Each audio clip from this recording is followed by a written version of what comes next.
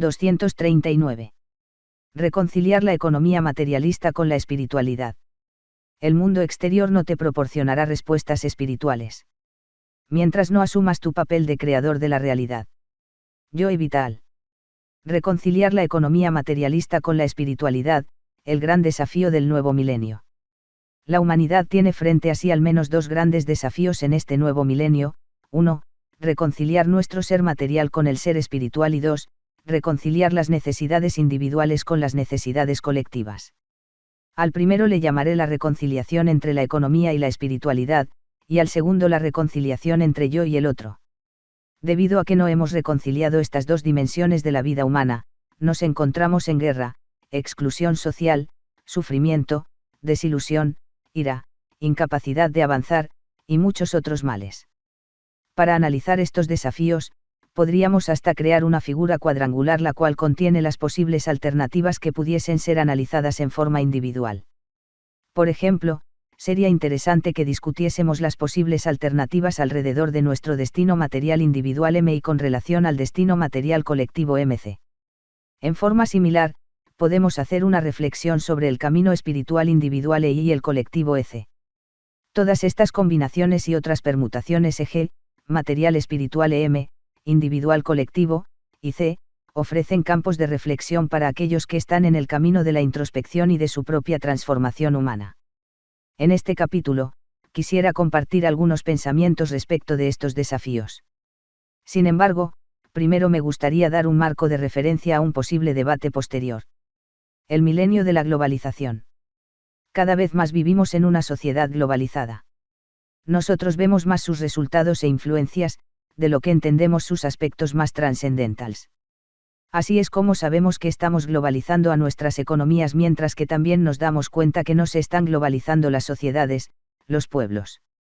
Esto es el resultado de una fuerza exagerada que ejercitan la economía y las finanzas sobre otras dimensiones de la globalización, como son, por ejemplo, las dimensiones ambientales, políticas, sociales, culturales, institucionales, humanas, y espirituales. La globalización decidió partir como resultado de los incentivos económicos y financieros, y aún los aspectos culturales, por solo mencionar un ejemplo, se integran en torno a esos incentivos económicos, y no a los culturales propiamente tal. Como resultado, hemos entrado en un proceso en que hay culturas muy dominantes que hacen desaparecer lenguajes, pueblos, patrones culturales, sabiduría autóctona y diversidad, a todo nivel. Un mundo que se mueve rápidamente a la uniformidad en nombre de la eficiencia económica y financiera. En muchos ámbitos, esto se ha traducido vulgarmente como lo que no se vende a una ganancia razonable, simplemente no sirve. La competitividad, un elemento realmente importante en nuestras vidas, se transforma en un boomerang de proporciones negativas incalculables.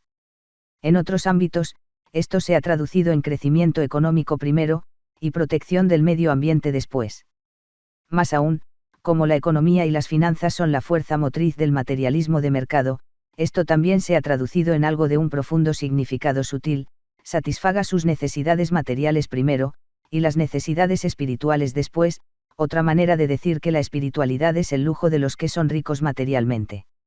Y así debilitamos a los pobres materiales y los sumergimos en el paradigma del mercado para asegurarnos que entran a este paradigma sin identidad propia, y los transformamos en las masas obreras o las masas de consumidores. Hay muchas otras traducciones. La mayor parte de la gente ve a la globalización como un tren de alta velocidad, imparable, y no cambiable en su dirección presente. Y a medida que esto penetra las mentes de la gente, ellos se retiran cada vez más de los espacios en que últimamente pueden ejercer alguna influencia en los ámbitos antes señalados. Es así como se concentra la riqueza y se radicalizan los procesos sociales y humanos. Solo nos queda mirar a Irak y Afganistán como ejemplos recientes. Más dramático aún es el ejemplo que nos dio el genocidio en Ruanda, donde millones de personas perdieron la vida. En mi opinión, los incentivos existentes van en la dirección a continuar estos procesos de radicalización. La globalización está guiada por valores estrictamente individuales, cuando, por el contrario, la globalización es el ámbito más claro de lo colectivo. Hablamos de una villa global, pero no funcionamos con valores colectivos y globales, para hacer que los que viven en dicha villa tengan posibilidades de éxito, o simplemente de sobrevivencia. Los valores que guían a la libre competencia, al comercio internacional y al intercambio de bienes, servicios e individuos, son eminentemente personales y egoístas. Estos valores se esconden detrás de la figura de un gobierno, o de una corporación internacional, dando un dejo de movimiento hacia lo colectivo. Esto es solamente la pantalla. La cosa de fondo es un individualismo extremadamente fundamentalista. Como resultado, vemos la exclusión de millones de personas que forman la masa de pobreza, miseria y hambruna en todo el mundo, incluyendo el mundo de los países llamados industriales o desarrollados. Los valores del colectivo, como son los de amor, compasión, fraternidad, igualdad, entrega, servicio, etc., son básicamente olvidados. Por lo tanto, a pesar del debate que podamos tener acerca de nuestras realidades colectivas, en la práctica lo colectivo es un residuo mal generado de las transacciones individuales. En suma, el óptimo colectivo no está siendo generado como la suma de los estados óptimos individuales. Algo más se necesita para alcanzar el óptimo colectivo. Fracasar en la globalización debido a la extrema pobreza, marginalización, erosión progresiva del poder de las grandes masas de población, inequidad económica y de todos los otros tipos, y mucho más es simplemente fracasar en nuestro destino colectivo. Este es el milenio de la globalización. Fracasar en lo global significará más guerras, conflictos armados y de otro tipo, sufrimiento, y en última instancia, significará la pérdida progresiva de nuestros avances y riquezas materiales. El avance material no es independiente del avance no material. Este es un tema que tocaré más adelante. Una sociedad materialmente rica y espiritualmente pobre. Los adelantos en nuestras sociedades son básicamente medidos en forma material. La forma más popular de hacer esto es a través de la medición de los productos geográficos brutos de una economía. Todo depende del consumo material de bienes y servicios. Al principio del último milenio, el consumo global alcanzaba al $1 trillón. Este milenio comenzó con un consumo cercano a los $30 trillones. Estas no son solamente cifras exorbitantes, sino además son de una disparidad apabullante. De estos 30 trillones, los más ricos, el 20% de ingresos superiores, consume el 86.5% del total, mientras que los más pobres, el 20% más pobre de la población, consume solamente el 1.3%. Esos son los niveles de consumo que cuadran con la destrucción ambiental, la pobreza y miseria, y tantas otras falencias que nos toca vivir como generación. No tengo nada en contra de lo material, ni de que haya ricos en una sociedad. Sería muy ideal que fuésemos todos igualmente abundantes. Lo que sí quisiera decir es que las inequidades están aumentando significativamente, haciendo de nuestro mundo colectivo un ámbito sumamente frágil. Lo importante es saber qué nivel de conciencia tienen aquellos que poseen la mayor parte de los bienes materiales.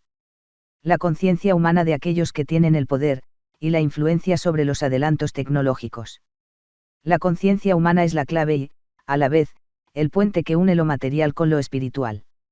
No podemos vivir en una asimetría entre un altísimo nivel de bienestar material con un bajo nivel de conciencia. Es aquí donde, nuevamente, debemos enfocarnos en el ámbito de lo individual y de lo colectivo, ya que solo a mayores niveles de conciencia será posible integrar lo individual con lo colectivo. Y es allí donde se empezarían a tomar decisiones que fuesen más cercanas al nivel óptimo de bienestar en el campo de lo colectivo. Los modelos que nos impone la globalización son esencialmente dominados por un paradigma de la riqueza material y de la pobreza espiritual. Lo espiritual no aparece como una dimensión relevante en los modelos económicos o sociales. La espiritualidad es hoy en día muy mal entendida, y como tal, se la excluye de las decisiones públicas. Pero un desarrollo económico y social sin espíritu es como una realidad artificial y vacía, sin identidad interior, sin un compás que muestre la dirección apropiada. Sin embargo, hay una ley universal que debemos entender y practicar a la letra.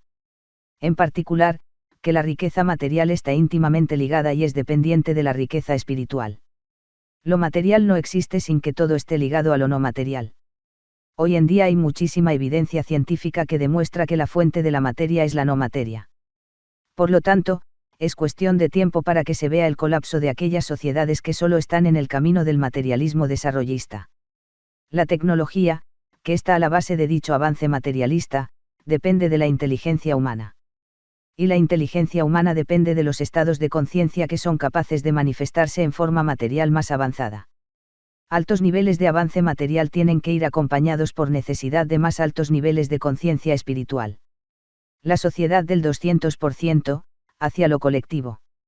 Esto nos lleva a proclamar lo que se ha llamado la sociedad del 200%. Esta es una sociedad que es rica en ambos ambientes, lo material y lo espiritual. Más aún, en esta sociedad de 200% el ámbito de lo material y de lo colectivo son uno solo.